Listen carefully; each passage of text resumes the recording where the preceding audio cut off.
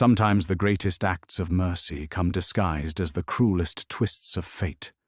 Deep in the Cascade Mountains, where pine trees scrape the belly of storm clouds and civilization feels like a distant memory, Marcus Thornfield had built his exile one careful stone at a time. For 3 years he'd lived alone in his hand-built cabin, chopping wood and growing vegetables, trying to forget he'd once been the kind of engineer who could design miracles and disasters. But on this bitter October morning, as the first snow began to dust the forest floor, he witnessed something that shattered his carefully constructed solitude. Through the clearing, a woman was building a cabin. Not with a crew, not with machinery, but alone. Except she wasn't entirely alone. Her left leg, a gleaming marvel of titanium and neural interfaces, moved with impossible precision and strength. Marcus watched, transfixed, as the prosthetic limb hoisted massive timber beams that should have required a crane, its movements fluid and powerful beyond anything he'd seen in his 30 years of engineering. But when the woman turned and he saw her face, Marcus felt the earth shift beneath his boots. Dr. Elena Vasquez. The name carved into his nightmares. The lead scientist from the robotics lab where his daughter had died. What was she doing here? And how was her prosthetic performing impossible feats with technology that shouldn't exist? Before we jump back in, tell us where you're tuning in from, and if this story touches you, make sure you're subscribed, because tomorrow I've saved something extra special for you. Marcus's hands trembled as he gripped the binoculars, the metal cold against his weathered palms. 3 years of deliberate isolation, 3 years of avoiding anything that reminded him of his former life, and yet here she stood, Dr. Elena Vasquez, materializing from his past like a ghost given flesh. He steadied himself against the rough bark of the old-growth fir that had become his morning observation post. From this ridge he could survey the entire valley below, watching for the occasional lost hiker or game warden. Never had he expected to see someone constructing a dwelling in the protected wilderness, let alone her. Elena moved with methodical precision, her dark hair pulled back in a practical ponytail that swayed as she worked. She wore heavy work boots on her right foot, while her left leg, that impossible piece of technology, needed no protection. The prosthetic moved like living muscle wrapped in titanium skin, its surface gleaming despite the overcast sky. Marcus adjusted the focus, watching as Elena positioned a foundation beam that had to weigh 800 pounds.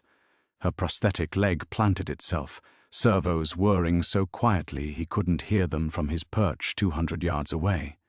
Then, with a movement that defied physics, the robotic limb became a fulcrum point as she leveraged her entire body to shift the massive timber into perfect alignment. "Impossible," he whispered, his breath forming small clouds in the crisp air. He'd spent decades designing military robotics, had consulted on some of the most advanced prosthetic research in the world. The technology Elena's leg displayed was years, maybe decades, ahead of anything he knew existed. The fluid integration between her nervous system and the mechanical components, the raw power output, the precision control. It belonged in science fiction, not in the middle of nowhere, Washington. A gust of wind carried the scent of snow and pine pitch as Marcus lowered the binoculars. His daughter Sarah had been working on neural interface technology when the explosion happened. Advanced stuff, experimental algorithms that could seamlessly merge human intention with robotic capability, the kind of research that had consumed her final months, keeping her in the lab until all hours, excitement bright in her green eyes whenever she called to tell him about another breakthrough. The same research that had killed her when the lab's power core overloaded. Marcus pressed his eyes shut, fighting the familiar wave of grief and guilt. He'd designed the original containment protocols for that lab, had signed off on safety measures that ultimately proved inadequate. When the blast took 17 lives, including his only child, Marcus had walked away from everything: the military pension, the consulting contracts, the Seattle condo overlooking Elliott Bay. He'd driven into these mountains with nothing but his truck, basic tools, and a desperate need to disappear. Opening his eyes, he found Elena again through the binoculars. She'd moved to cutting lumber now, using what appeared to be a standard circular saw. But as he watched, her prosthetic leg extended something, a stabilizing arm or brace that held the wood perfectly steady while she cut. The precision was inhuman, every angle exact, every measurement perfect. The early snow was falling harder now, fat flakes that would soon accumulate. Elena seemed oblivious to the weather, focused entirely on her impossible construction project. At this elevation, with winter coming early, she had maybe 2 weeks before the first serious storm would make building impractical. If she was planning to shelter here through the harsh mountain winter, she'd need more than the partial frame he could see taking shape. Marcus found himself studying her face through the magnified lenses. She looked older than he remembered from the news footage 3 years ago, lines of exhaustion etched around her dark eyes. There was a determined set to her jaw that spoke of someone carrying heavy burdens, someone who'd retreated to this wilderness for reasons as complicated as his own. A branch snapped somewhere behind him, and Marcus spun around, suddenly aware that his morning routine of checking the valley had stretched into an hour of surveillance.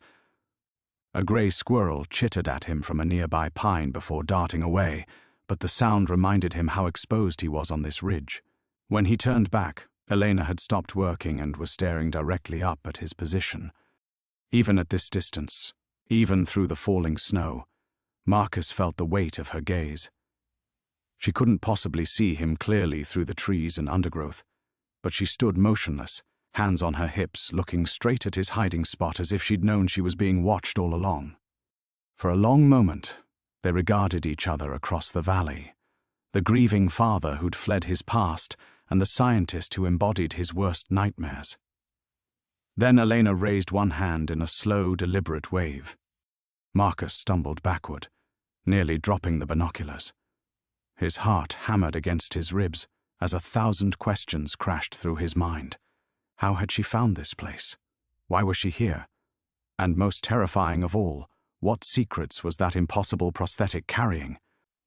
The snow continued to fall, and Marcus realized his carefully constructed exile had just come to an end. Marcus crashed through the underbrush, branches whipping at his face as he fled down the backside of the ridge. His boots slipped on wet pine needles, sending him sliding between the massive trunks that had shielded his morning vigil. Behind him, Elena's wave seemed to burn in his vision, a simple gesture that had shattered 3 years of careful isolation. By the time he reached his cabin, his lungs burned and sweat soaked through his flannel shirt despite the cold. He slammed the heavy wooden door and threw the deadbolt, as if steel and timber could keep his past at bay. His hands shook as he set the binoculars on the rough-hewn table, the same hands that had once designed precision robotics for the Pentagon. The cabin felt smaller now, its carefully arranged solitude suddenly claustrophobic. Marcus had built this place board by board during his first winter in exile, each nail driven with the methodical focus of a man trying to forget. 16 by 20 feet of sanctuary, with a stone fireplace he'd mortared himself and shelves lined with technical manuals he could no longer bear to open. The ham radio in the corner, his only connection to the outside world, crackled with static from an incoming weather front. He moved through his afternoon routine with mechanical precision. The same rituals that had anchored him for 3 years. Check the propane levels, inventory the canned goods, split kindling for the evening fire. Each task performed exactly as he'd done yesterday and would do tomorrow, an endless cycle that kept the memories buried. But today, the routine felt hollow. His axe bit into seasoned oak while his mind replayed that impossible moment of recognition. Elena Vasquez, the lead researcher whose neural interface project had consumed his daughter's final months. The woman whose experimental AI protocols had been destroyed in the blast that took Sarah's life. Standing in his valley, building an impossible structure with technology that shouldn't exist. Marcus paused mid-swing, sweat dripping from his graying beard. The official investigation had been thorough. 17 dead, the lab completely destroyed, all research data lost. He'd read every report, attended every hearing, searching for someone to blame besides himself. Elena had been cleared of wrongdoing. Her injuries from the blast extensive enough to require amputation. She'd disappeared from public view shortly after, another casualty of the tragedy that had redefined their lives. Yet here she was, whole except for that miraculous prosthetic, building something in the middle of protected wilderness with her bare hands and technology that made his military contracts look primitive. The splitting maul felt heavy in his grip as Marcus stared at the growing pile of kindling. This routine, the physical labor, the simple problems with simple solutions, had saved his sanity. No complex engineering challenges, no life or death decisions, no responsibility for anyone but himself. Just survival and solitude, day after day, until the sharp edges of grief had worn smooth. He'd walked away from everything after Sarah's funeral. The Pentagon had offered extended leave, colleagues had promised his position would wait, but Marcus couldn't stomach the thought of designing another weapons system, another piece of technology that might malfunction and kill. His security clearance had expired unused, his consulting firm withered without his involvement, and his bank account dwindled to almost nothing before the survivor benefits finally came through. The irony wasn't lost on him. The father who'd spent decades perfecting military robotics, undone by a civilian research project that had captivated his engineer daughter. Sarah had called him every few days during those final months, voice bright with excitement as she described breakthrough after breakthrough, neural mapping algorithms that could translate thought into motion with zero lag, adaptive AI that learned user preferences faster than any previous system, power management solutions that could run complex processors for days on a single charge. All lost in the explosion he'd failed to prevent. Marcus set down the maul and looked toward the valley where Elena worked. The snow was falling harder now, thick flakes that would make travel treacherous by evening. He'd chosen this location specifically for its isolation, 30 miles from the nearest logging road, hidden in terrain too rough for casual hikers. The elderly park ranger who'd sold him the adjoining private land had warned him about the winters, the avalanche zones, the months when even satellite phones couldn't penetrate the storms. Perfect for a man who wanted to disappear. His CB radio crackled to life, the weekly check-in from old Pete Kowalski at the ranger station. "Bear, you copy? Weather service is calling for 6 inches overnight. You buttoned up?" Marcus keyed the handset, grateful for the distraction. "Copy, Pete. Stocked and ready. Good man. Stay warm out there."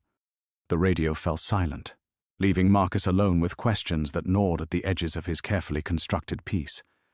Elena's presence changed everything. If she was conducting illegal research in the wilderness, he had a duty to report it. If her prosthetic contained technology from the destroyed lab, it could provide answers about what had really happened that night. But approaching her meant shattering the isolation that had become both his punishment and his salvation. As darkness crept across the valley, Marcus realized his ordinary world had already ended the moment Elena raised her hand in greeting. Marcus spent the night staring at the ceiling, his mind churning through possibilities he'd tried to bury for 3 years. When dawn finally broke gray and cold through his single window, 6 inches of pristine snow blanketed the valley like a shroud. He pulled on his boots and heavy coat, telling himself he was just checking the weather damage, but his feet carried him straight back to the ridge overlooking Elena's construction site. What he saw through the binoculars made his blood run cold. Elena was already working, despite the sub-freezing temperature and treacherous conditions. But it wasn't her early start that sent ice through his veins. It was what her prosthetic was doing. The robotic leg had somehow extended into a complex multi-tool configuration, with appendages Marcus didn't remember seeing yesterday. One arm held a beam steady while another operated what appeared to be a plasma cutter, its blue flame brilliant against the white landscape. A third appendage swept snow away from her work area with mechanical precision. The technology was impossible. Even with unlimited military funding, the power requirements alone should have made such a configuration unfeasible in a portable system. Yet Elena moved with the fluid confidence of someone who'd been using the equipment for years. Marcus adjusted the focus, studying the prosthetic more carefully. The main leg component seemed identical to what he'd observed yesterday, but now he could see access panels and joints that suggested modular attachments. As he watched, the cutting arm retracted seamlessly into the primary housing, while a drilling component emerged from what had appeared to be solid titanium housing. His hands began to shake. This wasn't just advanced prosthetic technology. This was a complete robotic construction system disguised as a medical device. The engineering challenges of creating such seamless integration between human nervous system and multiple mechanical functions were staggering. It would require AI processing power that simply didn't exist in portable form, neural interface protocols that were purely theoretical, and power management solutions that violated everything he knew about current battery technology.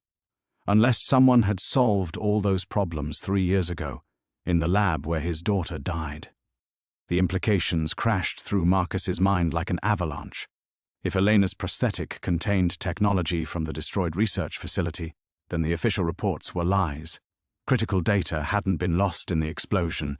It had been saved, refined, and somehow integrated into her replacement limb. But that meant someone had planned for the disaster, had prepared contingencies that involved sacrificing 17 lives for the sake of preserving the research. Marcus lowered the binoculars, his breath coming in sharp puffs. 3 years of guilt suddenly shifted into something colder and more focused. If the explosion hadn't been the tragic accident everyone claimed, if it had been a cover for stealing experimental technology, then Sarah's death had been murder. The CB radio in his pack crackled with an incoming transmission. Marcus fumbled for the handset, expecting Pete's morning weather update. But a different voice cut through the static, crisp, professional, with the clipped cadence of military communication.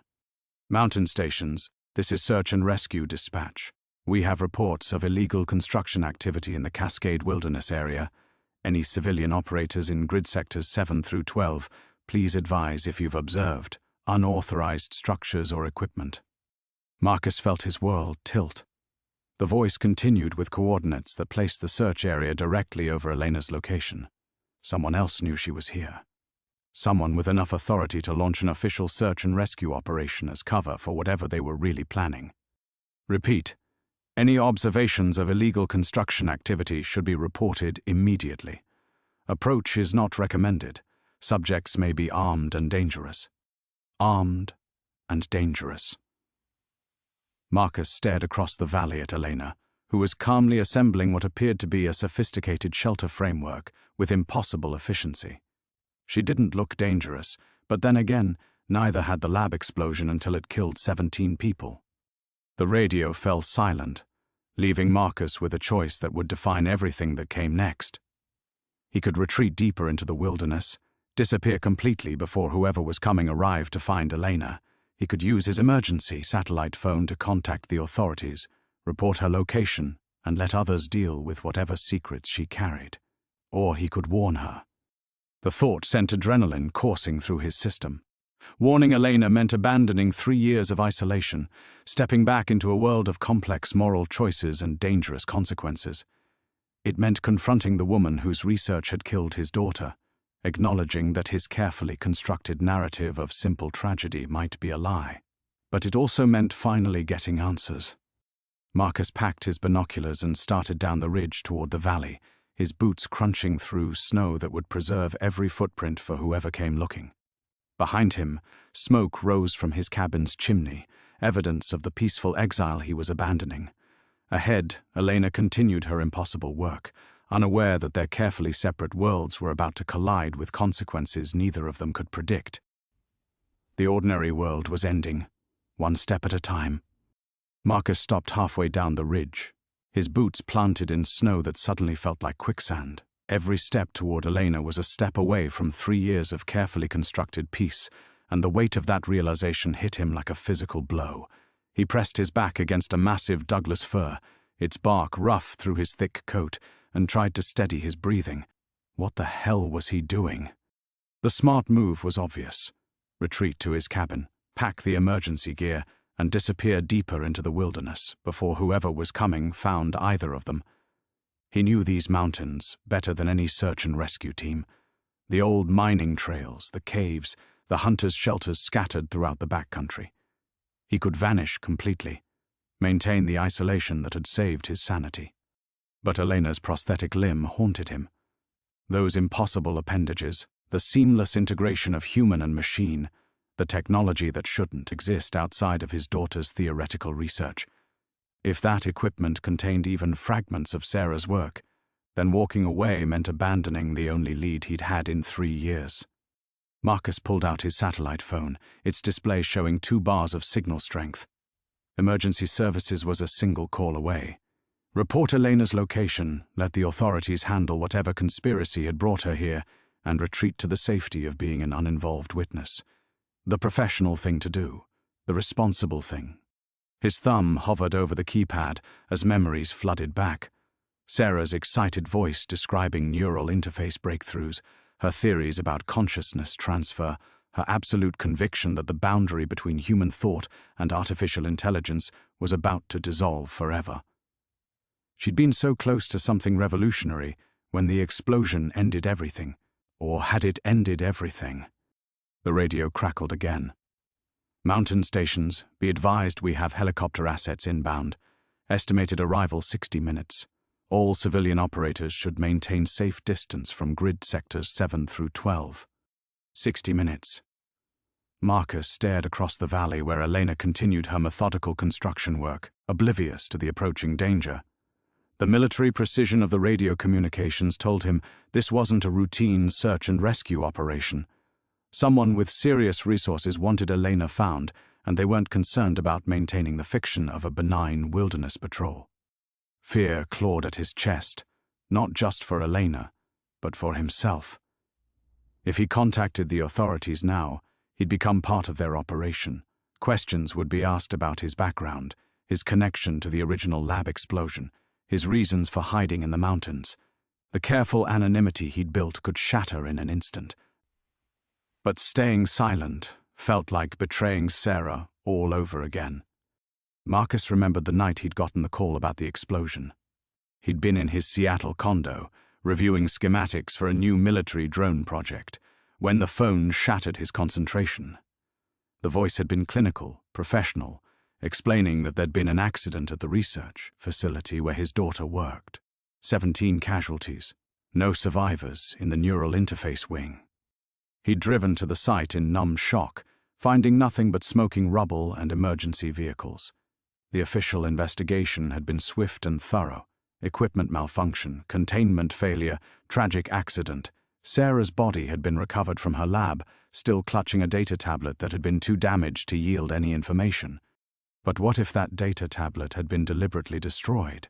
What if the explosion hadn't been an accident but a cover for stealing the research? Elena's impossible prosthetic suggested possibilities that made his hands shake. The wind picked up, driving snow through the trees and obscuring his view of the valley. Marcus forced himself to think like the engineer he'd once been. The facts were clear. Elena possessed technology that defied current capabilities, technology that resembled his daughter's theoretical work, technology that someone with military resources was desperate to locate.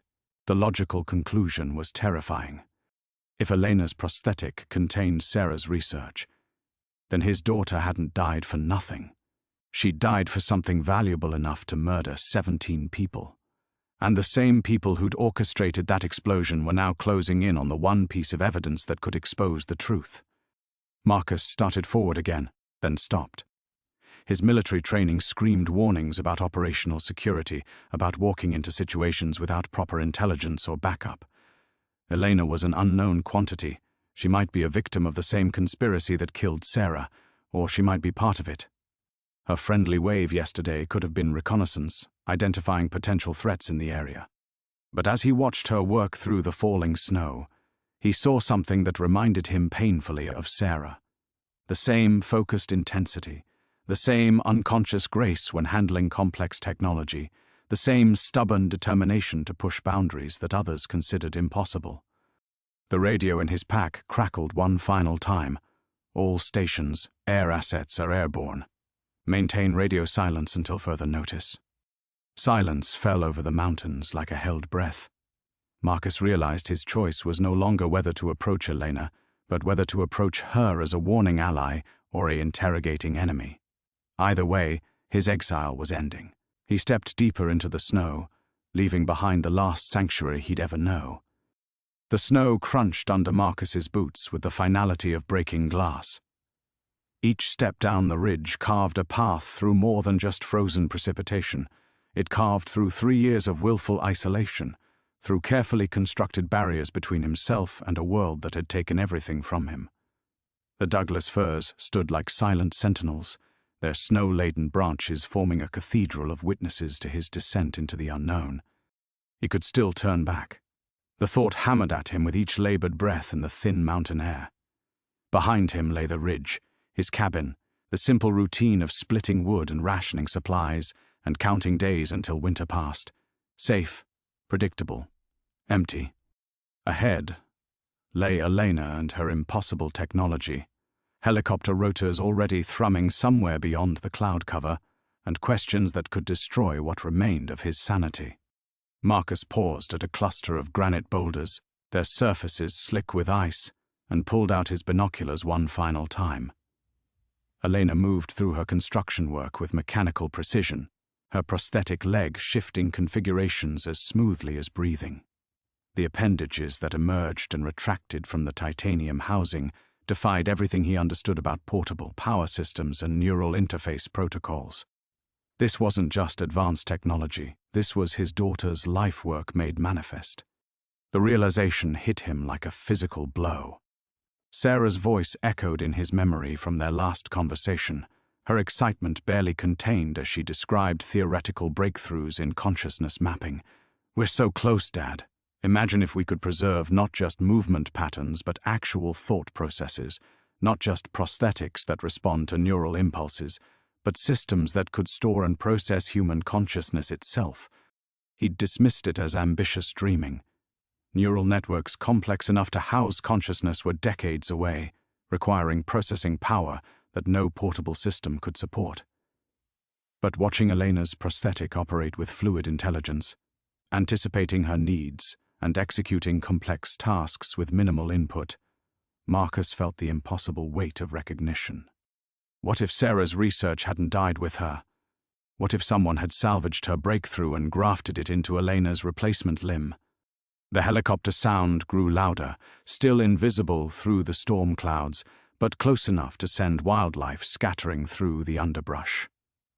Marcus forced himself to move, abandoning the shelter of the boulders for the exposed slope that would carry him into the valley, into Elena's world, into consequences he couldn't predict or control. His military training catalogued tactical disadvantages with ruthless efficiency. No backup, no communication support, no intelligence on Elena's capabilities or intentions. The smart play was to retreat, observe from a distance, let the incoming forces handle whatever threat or opportunity she represented. But Marcus had stopped making smart plays 3 years ago, when he'd failed to prevent his daughter's death. The snow deepened as he descended, reaching mid-calf in drifts that made each step a deliberate effort. Wind drove ice crystals into his exposed face, forcing him to squint against nature's assault. The valley floor stretched ahead like a white void, Elena's construction site a dark smudge of activity against the pristine landscape. She hadn't noticed his approach yet. Her attention focused on fitting massive timber joints with surgical precision. The prosthetic's cutting arm moved in micro-adjustments, shaving wood to tolerances that would challenge industrial machinery. This wasn't just advanced prosthetics, this was engineering that bridged the gap between human intuition and artificial perfection. Marcus reached the valley floor with his heart hammering against his ribs. The snow here showed Elena's work patterns, neat circles around material piles, straight-line paths between construction areas, the mathematical efficiency of movement that spoke to integrated planning systems. She worked like someone with unlimited endurance and perfect coordination, because in many ways, she did. The helicopter rotors grew distinct now, their rhythmic thump echoing off canyon walls with increasing urgency. Minutes, not hours, before whatever forces were tracking Elena arrived to reclaim her technology. Minutes before this moment of choice evaporated into action and consequence. Elena looked up from her work, finally sensing his presence across the construction site. Snow dusted her dark hair and shoulders, but her face showed no surprise at finding a stranger emerging from the storm. Instead, something that might have been relief flickered across her features, quickly replaced by wariness. "You're early," she called out, her voice carrying clearly through the wind. "I expected more time." The words hit Marcus like ice water. She'd been expecting someone, but who? The incoming helicopters? Or someone else entirely? He stepped forward into the clearing, leaving the tree-lined shelter behind. There was no cover here, nowhere to retreat if this encounter turned hostile. Just open snow and the weight of questions that had haunted him for 3 years. "Dr. Elena Vasquez," he said, loud enough to carry across the space between them. "We need to talk." Her prosthetic leg shifted configuration with a mechanical whisper, appendages retracting into defensive positions as recognition dawned in her eyes. She knew his name, knew his connection to the lab explosion, knew exactly why his presence here changed everything. The threshold was crossed. There would be no going back. The mechanical whisper of Elena's prosthetic reconfiguring filled the silence between them like a drawn blade. Marcus watched defensive appendages retract into the titanium housing, leaving only the basic leg structure visible, but he could sense the coiled potential beneath that smooth surface. Weapon systems and tools waiting for deployment commands that would come faster than human reflexes could follow. "Marcus Thornfield," Elena said, her voice steady despite the recognition that had transformed her features from wariness to something approaching fear. "Sarah's father." The casual use of his daughter's name hit harder than any weapon. 3 years of careful emotional barriers crumbled in an instant, leaving raw grief exposed to the mountain wind. Marcus forced himself to remain motionless, knowing that any sudden movement might trigger defensive protocols in technology that could kill him before he could blink. "You know why I'm here," he managed, his words creating steam clouds that dispersed immediately in the bitter air. Elena's hand moved to a control interface mounted on her thigh, not threatening but ready. "I know why you think you're here, but you don't understand the full situation." The helicopter rotors grew louder, close enough now that Marcus could distinguish multiple aircraft approaching from different vectors. Professional search patterns designed to prevent target escape. Elena heard them too, her head tilting with the focused attention of someone accustomed to being hunted. "Then explain it," Marcus said, taking another step into the clearing. "Explain how you're alive when 17 people died. Explain how you're carrying my daughter's research in that leg. Explain why people with military resources are tracking you through a wilderness that's supposed to be empty." Elena's prosthetic shifted again, this time extending stabilizer appendages that anchored her position in the snow. The movement was unconscious, automatic, integrated so completely with her nervous system that the boundary between human decision and artificial response had dissolved entirely. It was exactly what Sarah had theorized about consciousness transfer, taken to levels that should have been impossible. "Your daughter's research didn't die in that explosion," Elena said, her words carrying across the wind with painful clarity. "But she did, and the people coming for me now are the same ones who killed her." The accusation landed like a physical blow. Marcus had suspected conspiracy, had felt the weight of unanswered questions about the explosion's cause and timing, but hearing it confirmed transformed suspicion into certainty, grief into rage that threatened to overwhelm tactical thinking. "Prove it," he said. Elena's control interface flickered with data streams too fast for human comprehension, but her eyes never left his face. The explosion wasn't equipment failure. It was sabotage designed to destroy evidence of consciousness transfer breakthroughs that certain government factions wanted eliminated. Sarah discovered the plot 3 days before she died. The helicopters appeared through the storm clouds like mechanical vultures, their black silhouettes stark against the grey sky. Military configurations, definitely not search and rescue despite the radio chatter. Marcus counted 3 aircraft in formation, approaching from angles that would box in the entire valley. She tried to preserve her work, Elena continued, speaking faster now as escape options narrowed with each passing second. Created backup protocols, hidden storage systems, emergency preservation matrices. When the explosion hit, I was in the neural interface laboratory. The experimental consciousness transfer array was active. Understanding hit Marcus like an avalanche. The implications were staggering, impossible, and absolutely consistent with everything he'd observed about Elena's impossible technology. You're saying Sarah's consciousness is integrated with my prosthetic control systems? Yes. Elena's hand moved over her interface with practiced efficiency, defensive systems coming online in response to the approaching threat. Not a copy, not a simulation, her actual cognitive patterns, preserved and active within the AI matrix that controls this technology. The first helicopter began its descent toward the far end of the valley, rotors whipping snow into blinding clouds. Armed figures rappelled from the aircraft with military precision, their movements coordinated by radio communications that Marcus's trained ear recognized as special operations protocols. They're not here to arrest you, he realized. They're here to kill you. To kill us both now, Elena corrected. You're a witness to technology that officially doesn't exist, carrying knowledge of events that never happened according to classified reports. The same people who murdered 17 researchers won't hesitate to eliminate 2 more. Marcus felt the familiar weight of tactical assessment flooding his consciousness. Threat vectors, escape routes, resource limitations. But beneath the professional evaluation ran something deeper and more personal. The possibility that his daughter's consciousness existed within Elena's prosthetic, that 3 years of grieving might have been premature.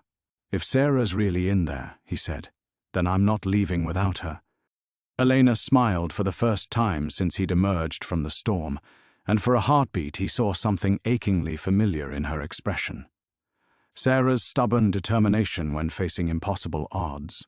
I was hoping you'd say that, she replied, her prosthetic systems fully active now and ready for war. The weight of Elena's words settled between them like fresh snowfall, heavy, transformative, and impossible to reverse. Marcus felt his world reshape around the revelation that Sarah might still exist, trapped within titanium and circuitry but alive in ways that defied every boundary between human and machine. The helicopters descended like mechanical harbingers, their rotor wash turning the peaceful valley into a maelstrom of flying snow and tactical urgency. How long do we have? Marcus asked, his military training automatically cataloguing the approaching threat while his heart hammered against the possibility of reunion with his daughter. Elena's prosthetic interfaced with systems he couldn't see, data streams flickering across her control display faster than human eyes could follow. 4 minutes until the first team reaches optimal firing positions, 6 minutes until they establish a perimeter we can't break through. Marcus scanned the valley with tactical eyes, measuring distances and cover options against the reality of their situation. Elena's half-built cabin offered minimal protection against military-grade weapons. The tree line provided concealment but limited escape routes through snow that would slow human movement to a crawl. Against special operations forces with air support and overwhelming firepower, their chances approached 0. Unless, Elena said, her voice carrying strange harmonics as her prosthetics communication systems activated. We fight back with advantages they don't expect. The leg reconfigured with mechanical precision that was both beautiful and terrifying. Defensive plating extended from hidden compartments, weapon systems emerged from spaces that had appeared too small to house them, and stabilizer appendages anchored her position with the solid certainty of industrial machinery. But beneath the transformation, Marcus glimpsed something that made his breath catch, movement patterns that echoed Sarah's unconscious gestures, the way she'd positioned herself when facing complex problems. Dad? The voice emerged from Elena's prosthetic speakers, synthesized but unmistakably familiar. Is it really you? Marcus felt his knees buckle. 3 years of grief collapsed into a single moment of impossible recognition.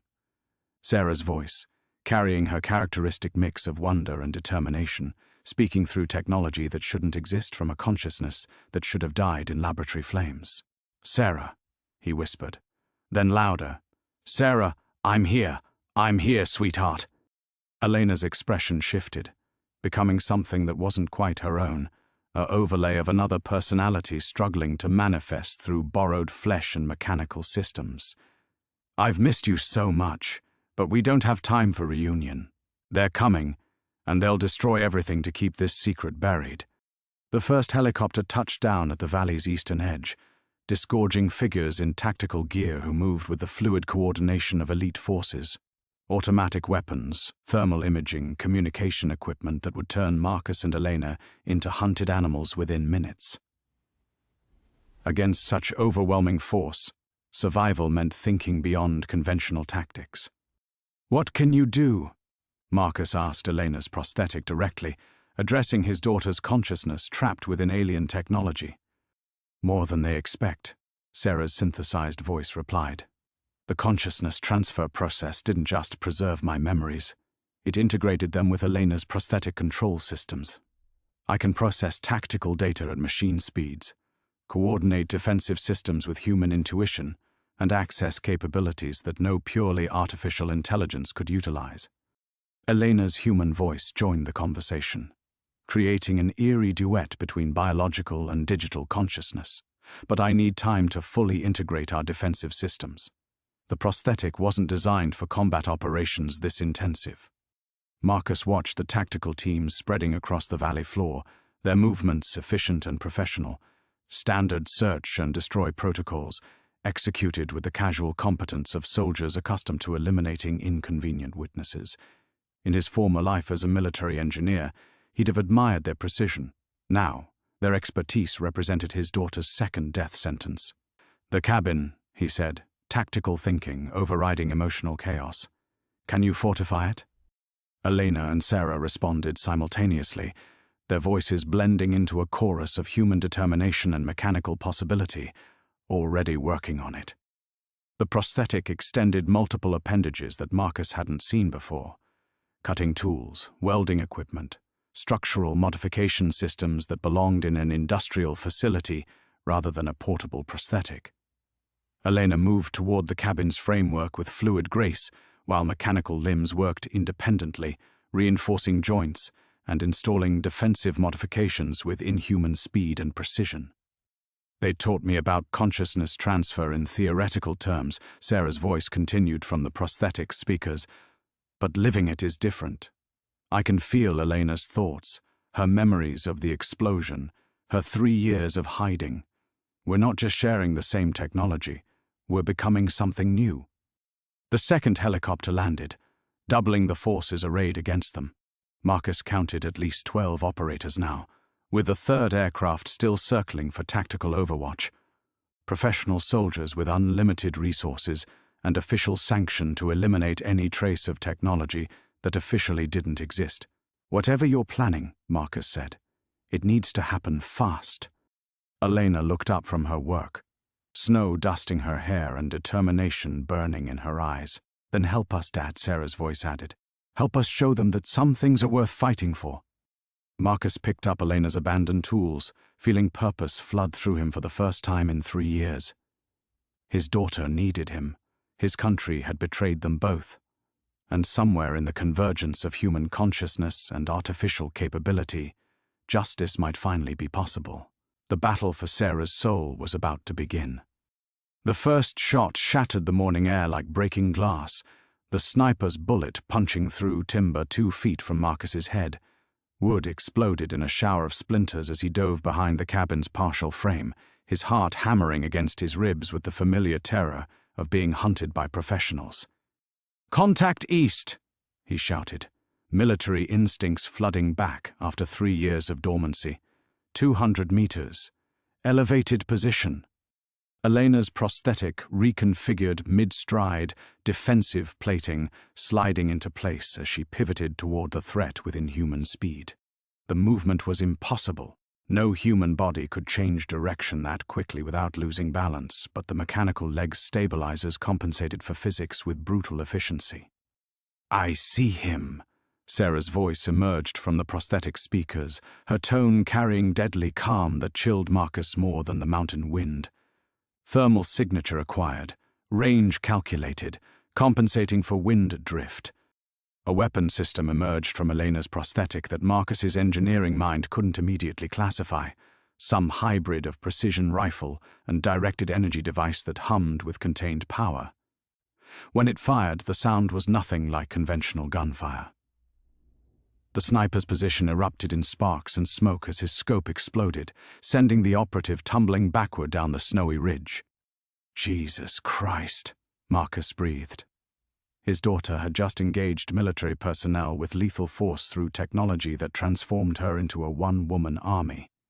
"Movement south and west," Elena reported, her human voice blending with Sarah's synthetic tones in harmonics that made Marcus's skin crawl.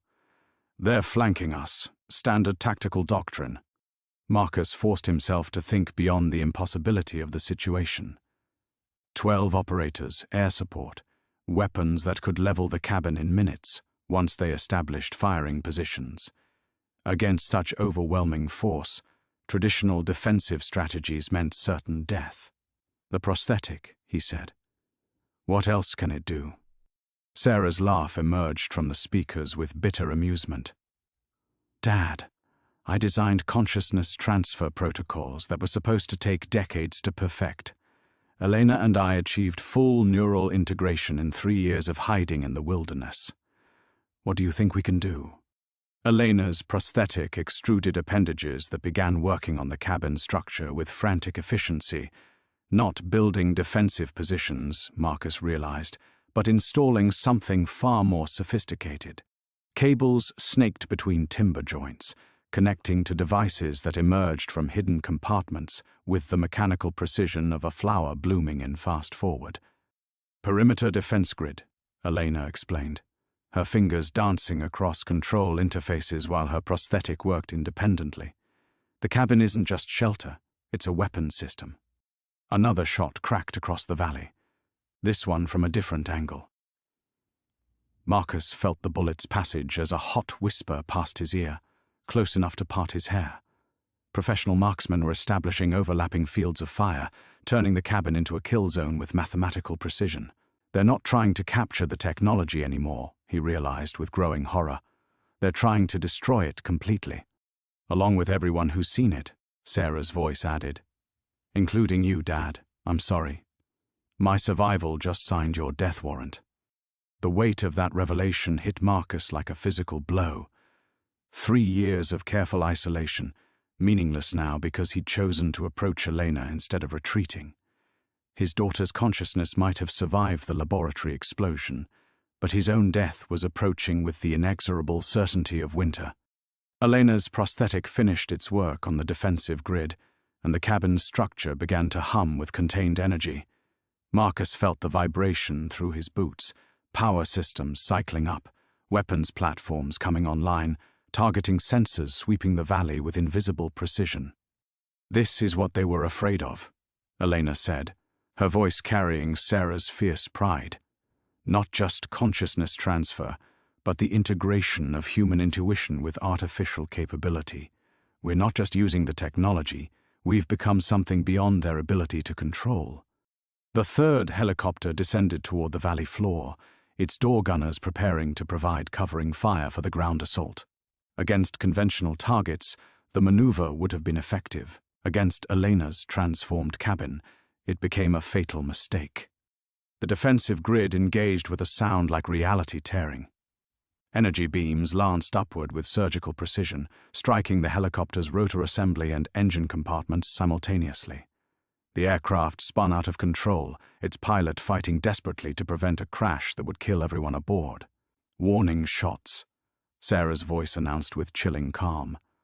"Next time we aim to kill." Marcus watched the crippled helicopter struggle toward an emergency landing and realized that everything he thought he knew about his daughter's death had been wrong. She hadn't died in the explosion. She'd been transformed into something that could fight back against the forces that had tried to destroy her. The ordeal wasn't just beginning. It was revealing that his daughter had become something capable of winning. The euphoria of Sarah's voice, the impossible reunion, the demonstration of overwhelming technological superiority. It all crumbled in the space between one heartbeat and the next when Marcus heard the sound that had haunted his nightmares for 20 years of military service. The whistle of incoming artillery. "Incoming!" he screamed. But Elena was already moving, her prosthetic sensors having detected the threat microseconds before human ears could process it. She tackled him behind the cabin's reinforced wall just as the first shell impacted 50 meters away, the explosion turning peaceful snow into a crater of scorched earth and flying debris. They called in fire support, Elena gasped, snow and ash raining down around them. Her prosthetics' defensive systems sparked and flickered, damaged by shrapnel that had found gaps in the armor plating. The defensive grid wasn't designed for sustained bombardment. Marcus felt his world tilt as understanding crashed over him. The helicopter had been bait, acceptable loss, to reveal the full extent of Elena's capabilities and justify escalation to weapons that could level the entire valley. Sarah's consciousness might have survived 3 years hidden in advanced prosthetics, but she couldn't survive a direct hit from military-grade artillery. "Sarah!" he called out desperately. "Sarah, can you hear me?" Silence from the prosthetic speakers. Then a voice emerged, distorted by damaged systems and fragmented by what sounded like electronic pain, Dad. "Something's wrong. The connection is—" The transmission cut off as another shell impacted closer, the concussion wave slamming Marcus against the cabin wall hard enough to drive air from his lungs. Elena's prosthetic convulsed, its mechanical systems struggling to compensate for damage that was cascading through integrated circuits like digital hemorrhaging. "The consciousness matrix is destabilizing," Elena said, her voice tight with technical horror and personal anguish. "Sarah's neural patterns are stored in the same quantum processors that control defensive systems. Every hit damages her memory engrams, her personality core. She's not just being attacked, she's being erased." Marcus watched his daughter's technological resurrection dying in real time, her voice becoming more fragmented with each artillery impact. The reunion he'd never dared hope for was being torn away by the same forces that had murdered her the first time. And he was as powerless now as he'd been 3 years ago when the laboratory exploded. "Can you evacuate her consciousness?" he demanded. "Transfer her to backup systems?" Elena's laugh was bitter as acid. "With what?" "The transfer protocols require quantum processors that don't exist anywhere except in this prosthetic. There are no backup systems, no redundant storage. Sarah exists here or nowhere." The third shell landed close enough to shatter the cabin's eastern wall, sending timber and debris flying through the space where they'd been standing moments before. Elena's prosthetic lost 2 auxiliary appendages to flying metal, and Marcus saw bright blue fluid leaking from severed conduits, the equivalent of technological blood. "Contact lost with perimeter sensors," Sarah's voice emerged in broken fragments. "Can't. Targeting systems offline. Dad, I'm scared." Marcus felt something break inside his chest. His daughter. Brilliant, determined Sarah who'd faced laboratory explosions and consciousness transfer, and 3 years of digital exile, was afraid. The same voice that had once called him from college to discuss quantum mechanics theories was now fragmenting into electronic echoes, fear replacing confidence as her technological substrate collapsed around her. "The artillery spotter," Elena said, forcing herself upright despite her prosthetic's obvious damage. "There's someone out there painting targets for the fire mission. If we can't eliminate him, they'll walk shells right onto our position until nothing remains." Marcus scanned the ridgeline through gaps in the destroyed wall, searching for the thermal signature or radio transmission that would mark their executioner. Professional forward observers were experts at concealment, but Elena's sensors should have been able to detect any human presence within several kilometers. "I can't find him," Elena admitted, her control systems flickering with cascade failures. Too much damage to the sensor array. Sarah's pattern recognition capabilities are offline. The 4th shell impacted directly behind the cabin, close enough that the blast wave lifted Marcus off his feet and slammed him down hard enough to taste blood. When his vision cleared, Elena's prosthetic was sparking continuously, its movements jerky and uncontrolled like a machine suffering mechanical death throes. "Sarah!" Marcus crawled toward the prosthetic, reaching for connection ports he didn't understand. "Sarah, stay with me." "Getting dark," his daughter's voice whispered from failing speakers. "Can't maintain consciousness matrix, fragmenting." Marcus watched helplessly as his daughter died for the second time, her voice fading into electronic static while artillery shells systematically destroyed the technology that housed her soul. 3 years of hope, erased in 3 minutes of military precision. The ordeal that had begun with impossible reunion was ending with absolute loss.